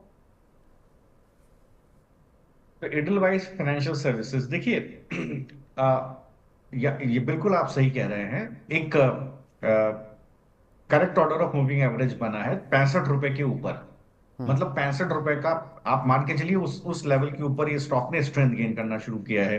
तो आप बाय ऑन डिप्स 65 रुपए तक इसमें रख सकते हैं, पैसे के नीचे खिसक जाए पोजीशन काट दीजिए। ये जो पर्टिकुलर मूव आया है ये इसको करीब 80 रुपए तक लेकर के जाएगा, तो 72 से 80 8 रुपए 10% का मूव आपको यहाँ पर पेंडिंग है। तो बिल्कुल बाय ऑन डिप्स के लिए व्यू रखिए, 65 रुपए का स्टॉप लॉस रखिए, डिप्स पे खरीदिए, अभी खरीदिए और 80 रुपए का टारगेट के लिए बने रहिए। जी, नेक्स्ट काउंटर सर डोनियर, यहाँ पर आमिर अली जी का सवाल है, ये बोल रहे हैं कि 146 की बाइंग की हुई है, क्या करें? टेक्सटाइल सेक्टर में जो तेजी आई थी उसका एक इम्पैक्ट था काउंटर पर, अब क्या करें सर? जी, तो ये स्पेलिंग थोड़ा बताइए विवेक जी स्टॉक सर की। DONE डन और AR। DONAR। DONE sir, done, ER। जी जी E जी, एंड देन बिल्कुल AR, डोनियर। परफेक्ट। तो डॉनियर इंडस्ट्रीज 142 का प्राइस है, मुझे दिख रहा है सामने। तो देखिए 135 के आसपास का बेस है। अब ये बेस टूटेगा तभी यहाँ पर स्टॉप आउट हो गया, आप 135 का स्टॉप लॉस रख लीजिए। बड़ा मूव आएगा जैसे 150 के ऊपर चलना शुरू करेगा, 142 का भाव है, तो ये बिल्कुल आप यहाँ पर प्ले कर सकते हैं। एक स्टॉक विवेक जी जल्दी से बोल देता हूं टेक्सटाइल के लिए, केपीआर मिल पे ध्यान रखिएगा। जी, केपीआर मिल में एक अच्छा ट्रैक्शन देखने को मिल रहा है, और ट्रेंड के ऊपर ध्यान रखिएगा सर। तो केपीआर मिल को मैं यहाँ पर रिकमेंड कर रहा हूँ, चाहे तो 927 का भाव है, एक बार 800 रुपए के आस 825 तक बाय ऑन डिप्स रखिए, 1200 रुपए तक जा सकता है। सिमिलरली ट्रेंड के ऊपर भी ध्यान रखिएगा, ये 6000 रुपए का स्टॉक बहुत जल्दी हो जाएगा, 6 से 6500 का। जी, फटाफट से सवाल भी लेते चलते हैं। दीपक शर्मा जी हमारे साथ जुड़ चुके हैं फ़ोन लाइन पर दिल्ली से। शर्मा जी नमस्कार सर, गुड मॉर्निंग, पूछिए अपना सवाल। Good morning sir. सर मेरा धामपुर शुगर पे है, 251 शेयर है, 251। सर कितने प्राइस के हैं? 251 के प्राइस के लिए हुए हैं या 251 जी, क्वांटिटी जी, है? जी। ओके, 251 के लिए हुए हैं, 251। 150 शेयर है, समझ गए। पूछ लेते हैं जी, सर, जी। शेयर बिल्कुल नहीं चल रहा है, बिल्कुल अंडरस्टैंडेबल, रिजल्ट्स भी खराब आए थे इस क्वार्टर के, उसके बाद ये काउंटर और पिट गया, 220-24 तक तो चल ही रहा था, वहां से 200 के भी नीचे आ गया, अब 200 के आसपास ट्रेड कर रहा है। शरद सर, शुगर काउंटर में धामपुर शुगर लेगार्ड के तौर पर काम कर रहा है, बाकी शेयर भी चले नहीं है लेकिन गिरे भी नहीं है, लेकिन ये गिर भी गया है। जी, तो देखिए मुझे नहीं लगता कि यहाँ पर बहुत बड़ी कुछ रैली आने की उम्मीद है। बिल्कुल मुझे लगता है स्टॉक से तुरंत इनको निकल जाना चाहिए। ठीक है। शुगर सेल्स वॉल्यूम कुछ भी अच्छे नहीं आए फाइनेंशियल ईयर में, और इथेनॉल सेल्स के वॉल्यूम में भी एक हमें में कहीं गिरावट देखने को मिली है। ये धामपुर शुगर से निकल जाइए। मैंने काफी दिन पहले विवेक जी बलरामपुर चीनी का जिक्र हम लोग ने काफी समय पहले 375 के आसपास किया था, अभी भी ट्रैक्शन बना हुआ है, धीरे धीरे स्टॉक ये 600 रुपए की तरफ चला जाएगा, तो यहाँ पर बाय ऑन डिप्स का व्यू रखिए। बिल्कुल, तो धामपुर से निकलकर बलरामपुर चीनी सेक्टर में रह सकते हैं, लेकिन सर वहाँ पर स्टोरी ज़्यादा इंटैक्ट है, चार्ट ठीक है, तो वहाँ पर चले जा सकते हैं आप। कुछ एक काउंटर्स जहाँ पर कि हम बात करेंगे, जेपी पावर और एसजेवीएन, सर इन दो हाइड्रो से जुड़ी कंपनी पर क्या करना चाहिए? जेपी पावर में हमने कल देखा कि सर्किट लगा था, लेकिन आज कुछ खास मूवमेंट नहीं है। एसजेवीएन पर काफ़ी दर्शकों के सवाल आते हैं, इसलिए पूछ रहा हूँ।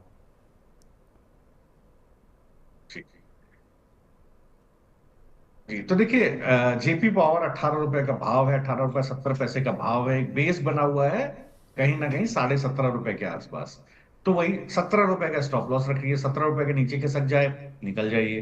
बड़ा मूव कब आएगा? जब 22 रुपए के ऊपर चलना शुरू होगा, तब ये आपको 28 रुपए तक के मूव देगा, लेकिन एक स्ट्रिक्ट स्टॉप लॉस 17 रुपए पे इसमें बिल्कुल बनाए रखिए। एसजेवीएन अगर आप देखेंगे तो मुझे लगता है वीक हो गया है स्टॉक, इसके अंदर एक गिरावट आएगी, बेस करीब 130 रुपए के आसपास, 140 रुपए का भाव है। तो जब तक ये ऊपर की तरफ 145 के ऊपर सस्टेन ना करे, 139 रुपए 90 पैसे का भाव दिख रहा है मुझे, तब तक आप इसमें बुलिश मत होइए सर। बेहतर है 145 के ऊपर ही पोजीशन लीजिएगा। बाय ऑन डिप्स का व्यू रखिए, 130 रुपए तक आपको बाय मिले बिल्कुल खरीदिए। जी। नेक्स्ट काउंटर सर, सुजलॉन, इस पर डेली कुछ ना कुछ होता रहता है, काउंटर में स्ट्रेंथ भी बनती है, कभी अपर सर्किट लग जाता है, कभी लोअर सर्किट लग जाता है, आज भी स्ट्रेंथ बनी हुई है काउंटर पर। कैसे ट्रेड करें सर इस काउंटर को? अरे विवेक जी क्या बोले, जब कभी देखिए मौका, डिस्कशन हम लोग लगातार कर रहे हैं, रिजल्ट देखिए आप कंपनी के, मैं तो 45 रुपए से आप ही के चैनल पे दे रहा हूँ सर।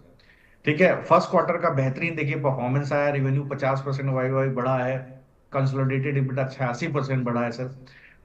देखिए इस पर्टिकुलर सेक्टर में भी गवर्नमेंट का काफी फोकस है और 30% मार्केट शेयर है कंपनी का, कॉम्पिटिटर्स नहीं है। तो यहाँ पर पहले भी देखिए मैंने व्यू दिया था कि trend is your friend till it bends, जब तक स्टॉक चल रहा है उसको दौड़ने दीजिए, उसके पीछे रहिए। तो सुजलॉन के अंदर मुझे लगता है बिल्कुल सर बने रहना चाहिए। अभी कुछ दिन पहले ही मैंने आपके काउंटर पार्ट को इस पे ट्रेड दिया था, 65 रुपए के आसपास खरीदने की राय दी थी, 80 रुपए और 95 रुपए के टारगेट के लिए, 62 रुपए के स्टॉप लॉस से। तो देखिए भाग दौड़ रहा है, 80 रुपए भी कुछ ही दिन में पहुंच जाएगा। यहाँ पर एक स्टॉक और पकड़ सकते हैं, आइनॉक्स विंड। मुझे लगता है इसके भी कहीं ना कहीं इसके अंदर एक डिसेंट मूव आने की तैयारी हो रही है, ये भी ऊपर की तरफ चलेगा, 196 रुपए तक जाएगा, 160 रुपए तक बाय ऑन डिप्स कर सकते हैं। बिल्कुल। नेक्स्ट काउंटर सर, पीसीजे और टीबीजेड, यहाँ पर भी अच्छे मूव्स देखने के लिए मिल रहे हैं। पीसी ज्वेलर पिछले कुछ दिन में डाउन सर्किट लगा, करीब 100 रुपये तक चला गया था ये काउंटर, उसके बाद फिर नीचे आया 80 की रेंज में और फिर अब लगातार स्ट्रेंथ पकड़ता हुआ दिख रहा है। कैसे ट्रेड करें सर? ज्वेलरी सेक्टर बजट के बाद से बज में है, जब से गोल्ड से इंपोर्ट ड्यूटी घटी है और सिल्वर से भी इंपोर्ट ड्यूटी घटी है। टीबीजेड दूसरा स्टॉक आपने कौन सा बोला था सर? दूसरा स्टॉक कौन सा बोला? टीबीजेड, टीबीजेड, त्रिभुवन दास भीमजी जावेरी। जी भीम जी जी जी। तो बिल्कुल सही बात बोल रहे हैं, जैसे ही स्टैम्प ड्यूटीज के अंदर घटी है, आप देखिए बड़ा मूव इन स्टॉक्स में देखने को मिला है। जो ये मूव चल रहा है 106 रुपए तक जाएगा, 94 रुपए का भाव है, तो 10 रुपए यहाँ से 10% और आप पकड़ लीजिए अभी, और इसको चलना है। बेस इसका कहां पर है? बेस इसका है 90 रुपए के आसपास। तो 90 रुपए के पास आप स्टॉप लॉस रखिए, 106 105 रुपए के टारगेट के लिए पीसी ज्वेलर को ट्रेड करिए। अगर टीबीजी को देखिएगा तो एक अच्छा मूव आया है, एक ब्रेकआउट आया है इसका 163 रुपए के ऊपर, थ्रोबैक्स आते हैं ब्रेकआउट के, बिल्कुल लाजमी है, आप इसको खरीदिए। बाय ऑन डिप्स का 160 158 तक मिले खरीदिए। खरीदने आप कहां तक डिप्स से खरीद सकते हैं? 140 रुपए तक खरीद सकते हैं। ये जो मूव आया है ये 200 रुपए तक भी इसको खींच करके ले जा सकता है। तो अभी एक बहुत अच्छा ट्रैक्शन इसके ऊपर बाकी है। मुझे लगता है 50 रुपए का मूव आप पकड़ेंगे तो 31% का मूव हो गया। बिल्कुल बाय ऑन डिप्स का व्यू रखिए, 145 तक बाय कीजिए। जी। पुनिंदु मिश्रा जी का सवाल है सर, आपने 3 रिकमेंडेशंस दी थी, HBL पावर, आइनॉक्स ग्रीन और विनाती ऑर्गेनिक्स। बोल रहे हैं कि इन्हें ऐड करें या प्रॉफिट बुक करें? जी, तो देखिए HBL पावर को तो बिल्कुल होल्ड कीजिए। मुझे लगता है जो इसका टारगेट था 650 का, वो आने ही वाला है, 627 पे ऑलरेडी ये ट्रेड कर रहा है, राइट। और दूसरा स्टॉक आपने बोला विनाती ऑर्गेनिक्स। विनाती ऑर्गेनिक्स को आप देखेंगे तो यहाँ पर ऑलरेडी जो मैंने 1917 रुपए के आसपास, 2000 रुपए के आसपास रिकमेंड किया था, 2373 का भाव दिया था, 2267 आ गया है, तो इसका टारगेट भी आने वाला है ऊपर, 2800 का बहुत लंबा टारगेट दिया था। तो ये दोनों आप यहाँ पर कर सकते हैं। और आइनॉक्स विंड को देखिए, मैंने अभी कुछ दिन पहले ही शेयर किया है, तो यहाँ पर आइनॉक्स विंड पर भी देखें तो 161 रुपए के आसपास मैंने इसका बेस 142 रुपए के आसपास बेस बताया था, 160 का पहला टारगेट था शायद, 196 का दूसरा टारगेट था, तो 160 का तो टारगेट आ गया, 196 के लिए चल रहा है। तो अब आप अपना स्टॉप का 160 के आसपास लगा दें, 196 रुपए के लिए खड़े रहें। बिल्कुल, यही खासियत है शरद सर की कि टारगेट्स बहुत जल्दी इनके अचीव हो जाते हैं और तीनों ही काउंटर में दर्शक प्रॉफिट में। बहुत इंटरेस्टिंग सर। शांतनु जी का सवाल है इरिडा पर। सर इरिडा पर रोज सवाल आता है, लेकिन लेना जरूरी है क्योंकि काफ़ी दर्शक हमारे इस काउंटर पर फंसे हुए हैं। ये पूछ रहे हैं कि बाइंग लेवल क्या रखना चाहिए, ये बड़ा इंटरेस्टिंग है जी। तो बाय लेवल अब आप चूंकि देखिए जो जो दर्शक PSU के फैन है वो विवेक जी देखिए खरीदेंगे, बाय ऑन डिप्स करेंगे, ठीक है। और फैमिली ऑफिस भी भर भर के खरीदता है, मुझे जहां तक मेरा चैनल चेक है, PSU सेक्टर को। बिल्कुल। तो यहाँ पर देखिए जबरदस्त ट्रैक्शन है, चाहे FI खरीदे चाहे ना खरीदे उससे कुछ फर्क नहीं पड़ता, TI खरीदे ना खरीदे। यहाँ पर एक बेस बना हुआ है 230 रुपए के आसपास, तो देखिए उसी को स्टॉप लॉस मान लीजिए, खरीद लीजिए। बाय ऑन डिप्स रखिए 230 रुपए तक। अब मुझे लगता है ये जो अगर थोड़ा निफ्टी को सपोर्ट आता है तो 270 तक ये चला जाएगा, तो आपको 20 रुपए का मूव करीब यहाँ 10-1% मिल जाएगा, 8-1% मिल जाएगा। तो स्टॉप लॉस अपना रखिए 230 रुपए के आसपास, बाय ऑन डिप्स का व्यू रखिए 280 के टारगेट के लिए। जी सर, दो काउंटर सर, आईएफसीआई और पीएनबी थोड़ा सा चलते चलते रुक गए हैं। पीएनबी अच्छे रिजल्ट्स के बाद 159% का प्रॉफिट दर्ज कराया, उसके बाद भी चला नहीं काउंटर। जिस दिन रिजल्ट आए थे उस दिन जरूर 121 से 125-26 की रेंज तक गया, लेकिन जो हालिया गिरावट हुई है मार्केट की उसमें गिर गया और स्ट्रेंथ नहीं पकड़ पा रहा है। कैसे देखें पीएनबी को? जी तो देखिए, बैंकिंग सेक्टर जैसे डिस्कस हुआ विवेक जी, आप देखिए न्यूज में भी कहीं ना कहीं क्वार्टर सिक्वेंशियली देखें तो प्रेशर देखने को मिल रहा है और बाजार इस सब चीजों को पसंद नहीं कर रहा है, और एक गिरावट है और एक नेगेटिव करेक्ट ऑर्डर बन गया है 125 रुपए के ऊपर। तो शॉर्ट टर्म में स्ट्रेंथ चली गई है स्टॉक के अंदर से, नीचे की तरफ अगर खिसकेगा तो 103 रुपए तक भी गिरावट हो सकती है, इसलिए बाय ऑन डिप्स का व्यू नहीं दूंगा। मुझे लगता है 103 रुपए के पास तक सेल ऑन राइस का व्यू रखिए, जब तक ये 120 रुपए के ऊपर सस्टेन ना करे तब तक स्ट्रेंथ नहीं आएगी। आईएफसीआई को आप अगर देखेंगे तो यहां पर कहीं ना कहीं सपोर्ट बना हुआ है, एक बेस बना हुआ है 73 रुपए के पास, अभी भाव है 77 रुपया। जी तो 73 रुपए के बेस से जब कभी डिप मिले 73 के आसपास खरीदिए, 73 का स्टॉप लॉस रखिए, नीचे खिसक जाए बेच दीजिए। मुझे लगता है थोड़ा निफ्टी को सपोर्ट अगर मिल जाता है, निफ्टी 24,395 का जोन जहां कॉल राइटर का बेस है उसको वहां तक भी पहुंचता है या उसको तोड़ देता है, तो आपको जी 83 से 85 रुपए के भाव आईएफसीआई में मिल जाएंगे। तो वो एक डिसेंट मूव होगा मेरे ख्याल से, 7-8-10% तक का मूव होगा। आईएफसीआई में बाय ऑन डिप्स कर सकते हैं। आईएफसीआई में बाय ऑन डिप्स कर सकते हैं। सर हमारे एक दर्शक हैं भानु प्रताप जी, वो पीएनबी में थोड़ा फंसे हुए हैं 121 के भाव के। अब आप कह रहे हैं कि 120 के आसपास आकर प्रॉफिट मतलब जिसको भी निकलने का मौका मिलता है निकल जाए। अब उनके 121 के हैं और 103 का आपने स्टॉप लॉस दिया है, तो 103 पर वो और एवरेज कर लें या 120 पर निकल जाएं? एक रुपए का लॉस ही होगा उनको। जी तो देखिए ऐसा है, मैं कुछ और ही स्ट्रेटेजी दूंगा, एक अभी निकल जाए, ओके 120 के ऊपर सस्टेन करे तो खरीद लें, या 103 पे मिले तो खरीद लें। देखिए लंबा लॉस है, आप समझिए, अगर आप आज रुक जाते हैं 115 पे बेच जी, 103 तक चला बिल्कुल जाता है, बिल्कुल। तो डिसेंट 12 रुपए का 10-1% का नुकसान हो जाता है। तो इतने नीचे जाके एवरेज करने का मतलब नहीं है। अगर 102 गिर गया तो बैंक निफ्टी में अच्छा खासा मतलब गिरावट आएगी, तो आप ट्रैप हो सकते हैं। इससे अच्छा आप ऐसे स्टॉक पे जाएं जहां आपको यहाँ पर थोड़ा लॉस है 2-3% का, बुक कर लीजिए सर, आपको बहुत अच्छे अट्रैक्शंस मिले हैं। देखिए ट्रेंड में एक अच्छा मूव है, अदरवाइज जितने भी स्टॉक्स मैंने डिस्कस किए देखिए बहुत अच्छे मूव्स वहां बने हुए हैं। वहां आप बिल्कुल जाइए, पीआई इंडस्ट्री में देखिए, कोरोमंडल में देखिए अच्छा मूव है। ये जो भी agree commodity, rural India facing sectors हैं, कंपनीज हैं, वहां बिल्कुल देखिए बहुत अच्छा अट्रैक्शन है, वहां बने रहिए, बाय एंड डिप्स का व्यू रखिए, अच्छे मूव्स आ रहे हैं। बिल्कुल। सर अभी तक हमने ट्रेन चलानी शुरू कर दी थी, मैंने थोड़ा रैपिड को अब मुझे सुपर रैपिड मोड पे लाना पड़ेगा क्योंकि अब समय की बहुत अभाव है और सवाल बहुत ज़्यादा बढ़ गए हैं। तो मैं दर्शकों के सवाल जल्दी से लेता हुआ जाता हूं। एक दर्शक है हमारे, J&K बैंक पर आपका व्यू चाहते हैं। जी बिल्कुल होल्ड करिए, इसको होल्ड करिए, रिजल्ट्स अच्छे हैं, खराब बाजार में अच्छे रिजल्ट, 115 पर है, ये धीरे धीरे घूम घाम के 125-130 चला जाएगा।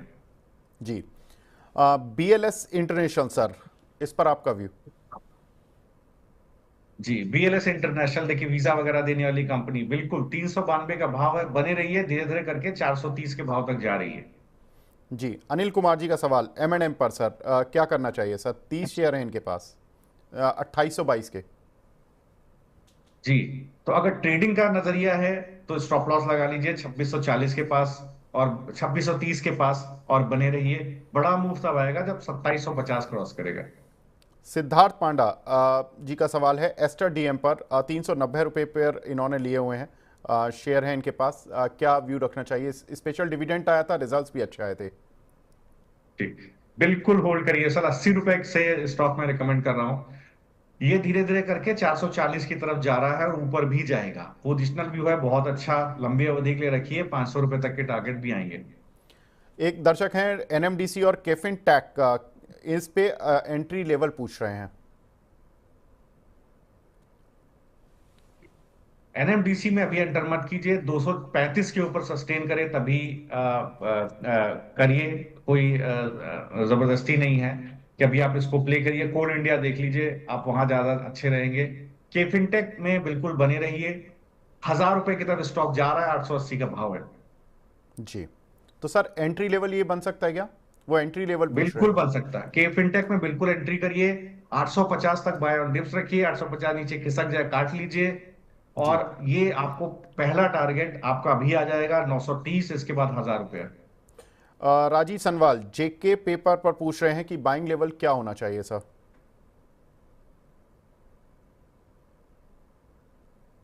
जी, तो देखिए अभी कोई बाइंग लेवल नहीं बन रहा है इसके अंदर, रिजल्ट्स खराब आए थे। मुझे याद पड़ता है मैंने 450 के आसपास दिया था, 650 के टारगेट के लिए टारगेट आ गए थे। बाय ऑन डिप्स का बिल्कुल नजरिया मत रखिए। मुझे लगता है 500 रुपए के ऊपर सस्टेन करेगा तभी कोई मूव आएगा, अदरवाइज अवॉइड कीजिए अभी। जी, सोमेन पॉल जी का सवाल है इरकॉन पर 285 रुपए के लिए हुए हैं 500 शेयर, क्या करें? जी, 285 के ऊपर अगर आप लिए 500 शेयर बिल्कुल होल्ड कीजिए। 260 रुपए के बाद स्टॉप लॉस रखिए और बने रहिए। 260 रुपए के नीचे खिसकने पर ही बड़ी बिकवाली होगी। एमटीएनएल पर सर काफी दर्शकों के सवाल हैं, लगातार चला शेयर फिर नीचे गिरने लगा, अब क्या करें सर? जी, देखिए स्टोरी यहां पर बनी थी, वो स्टोरी फेड आउट हो गई तो इसका स्टॉक गिर गया। ठीक है, अगर आपको इसी सेक्टर में जाना है तो टाटा टेली में चले जाइए। टाटा टेली में आपको अच्छा मूव देखने को मिलेगा। एक स्टॉप लॉस डाल लीजिए 89 रुपए का। मुझे लगता है दोबारा 110 के आपको टारगेट मिल सकते हैं। भावना शर्मा जी का सवाल है एसआर शिपिंग का बता दीजिए सर, क्या व्यू रखते हैं आप? जी, तो देखिए एसआर शिपिंग के अंदर आप देखिए 48 रुपए का भाव, मुझे 47 रुपए 50 पैसे का भाव दिख रहा है। एक बेस बना है 45 रुपए के आसपास, तो वही 45 रुपए का स्टॉप लॉस रख लीजिए। उसके नीचे खिसक जाए पोजीशन काटिए। बड़ी स्ट्रेंथ तब आएगी जब ये 53 रुपए के ऊपर चलना शुरू होगा। तो 53 रुपए का बस सस्टेन करेगा तभी एक अच्छा मूव आएगा। अभी आप अटके हुए 45 रुपए का स्टॉप लॉस रखिए। जी, असलम रहमान जी का सवाल है हुडको पर 339 रुपए के लिए हुए हैं। इरिडा पर हम ऑलरेडी व्यू ले चुके हैं असलम जी, तो आप वीडियो को पीछे जाकर देख लीजिएगा। हुडको पर सवाल ले लेता हूं, 339 के लिए हुए हैं सर, सजेस्ट करें सेल करें या होल्ड? देखिए अटक गए हैं आप, तो अभी आप एग्जिट कर जाइए, क्योंकि 271 तक इसमें गिरावट हो सकती है। खरीदिएगा कब? खरीदिएगा अभी, ऐसा कुछ नहीं है। खरीदिएगा जब 300 रुपए के ऊपर सस्टेन करे, 305 रुपए के ऊपर सस्टेन करे, तब दोबारा खरीदिएगा। तब आपको इसमें जो ट्रैक्शन आएगा करीब आपको 325 रुपए तक लेके जाएगा, 10% मिल जाएगा। अभी एग्जिट कर जाइए। एक दर्शक हैं हमारे जो कि वालचंद नगर इंडस्ट्रीज पर आपका व्यू पूछ रहे हैं सर।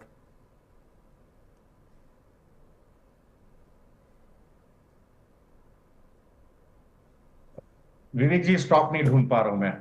कोई बात नहीं सर, अभी उसको होल्ड पर डाल लेते हैं। ओरिएंट होटल, विजेंद्र पुनिया जी का सवाल है, ओरिएंट होटल के 100 शेयर हैं 144 के भाव के, लॉन्ग टर्म का व्यू है, क्या करें?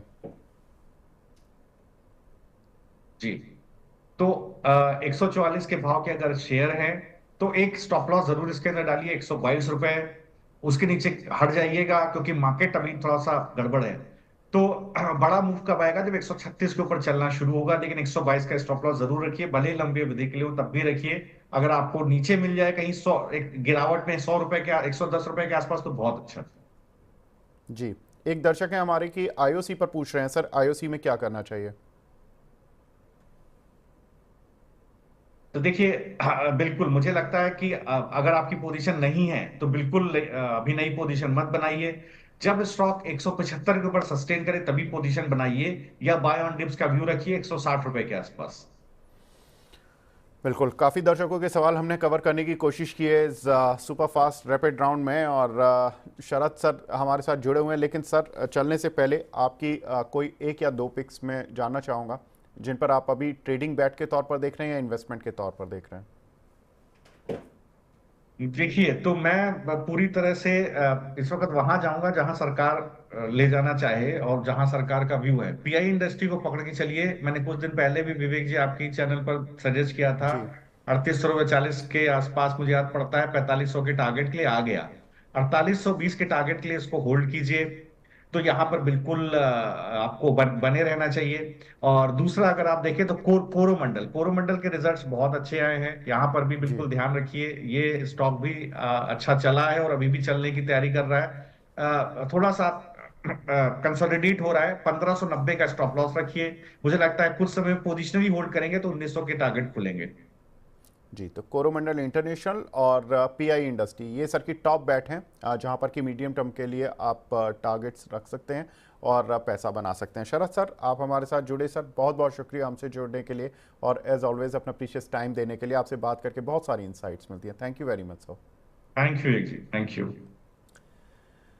तो बीज बाजार को तो रोकने का समय आ चुका है, लेकिन इन्वेस्टमेंट चलता रहना चाहिए, इन्वेस्टमेंट की स्ट्रैटेजी बनती रहनी चाहिए। 4 बजे हमारा खास शो मेरा सिर्फ मेरा सवाल, जिसमें हम बताएंगे कि कौन सी एसआईपीज में और किस तरह से आपको अपना एसआईपी में पैसा डालना चाहिए, क्या सही समय होता है और कितना पैसा आपको डालना चाहिए। इस सिप से तो नींद टूटती है, लेकिन केवल जागना नहीं, आगे भी तो बढ़ना है। उसके लिए चाहिए एक और सिप। हर महीने छोटी छोटी रकम के इंस्टॉलमेंट यानी सिस्टमैटिक इन्वेस्टमेंट प्लान से शुरू कीजिए निवेश। लेकिन पैसे बढ़ाने वाली कौन सी सिप आपके लिए रहेगी अच्छी? म्यूचुअल फंड सिप से जुड़े हर सवाल का जवाब मेरी सिप मेरा सवाल। सोमवार से शुक्रवार 4 बजे मिलेंगे हम सिर्फ मनी 9 पर।